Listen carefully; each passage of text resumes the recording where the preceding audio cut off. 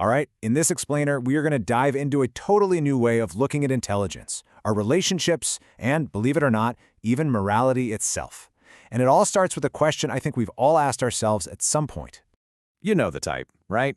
Someone who's an absolute genius, just brilliant in their field. But being around them, trying to connect with them, it's just hard. It feels disconnected. So what is going on there? Well, it turns out the answer lies in a really important distinction that most of us just completely miss. And once you see it, it's going to change how you look at almost everything. And here it is. This is the core idea. Being logically consistent inside your own head, we'll call that cognitive coherence, is just not the same thing as being in sync with other people, which we'll call relational coherence. They're two totally different skill sets. So let's break that down a bit more. We're going to dig into these two different kinds of order, the informational kind and the relational kind. So on one side, you have informational coherency. You can think of this as pure intellectual order. It's all about recognizing patterns, being logically consistent, and building stable systems. But on the other side, you've got relational coherency. And that's all about the connections between systems, people. It's about trust, emotional understanding, and making sure everyone can thrive together. When you have high informational coherency, what do you get? Well, you get amazing things like scientific reasoning, huge leaps in technology, and crystal clear math. It's the power to build logical, predictable systems. But what about relational coherency? What does that give us? Well, it produces the stuff that really makes life meaningful, doesn't it? That feeling of belonging, deep trust, and the kind of cooperation that lets a whole group flourish. It's not about structure, it's about attunement. Okay, so this is where it gets really interesting. What happens when you're strong in one of these, but not so much in the other? This gets us right back to our original question about those difficult geniuses. So you can have a system, a person's mind, for instance, that is perfectly ordered on the inside. A fortress of pure logic and reason. But if that fortress can't connect or align with the other systems around it, it actually ends up creating conflict and disorder. That internal perfection just doesn't lead to external harmony. Think about it like this. A perfectly designed engine that just spews toxic fumes into the air. Or a brilliant CEO who hits every target by exploiting their employees. Their internal logic is flawless, right? But their impact on the wider world is destructive. This is what's known as localized order. It's perfection in a bubble that creates chaos for everyone else.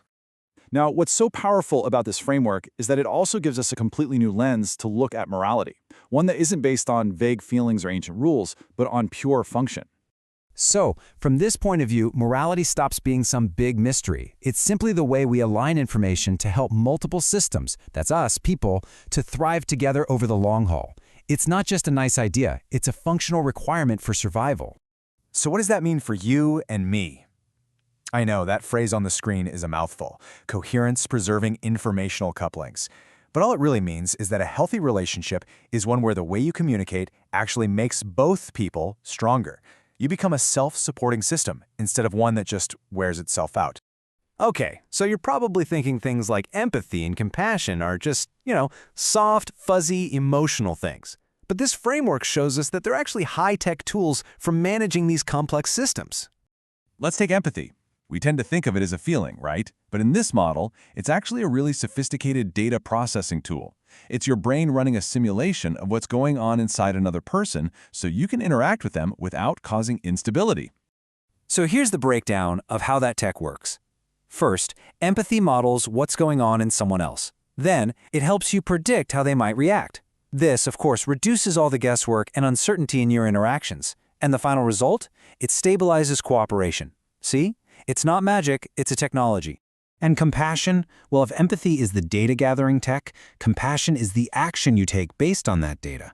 It's a behavior specifically designed to help another person restore their own internal stability. It's basically morality in action. Okay, let's pull all of this together now. We can actually think about order existing on three totally distinct levels.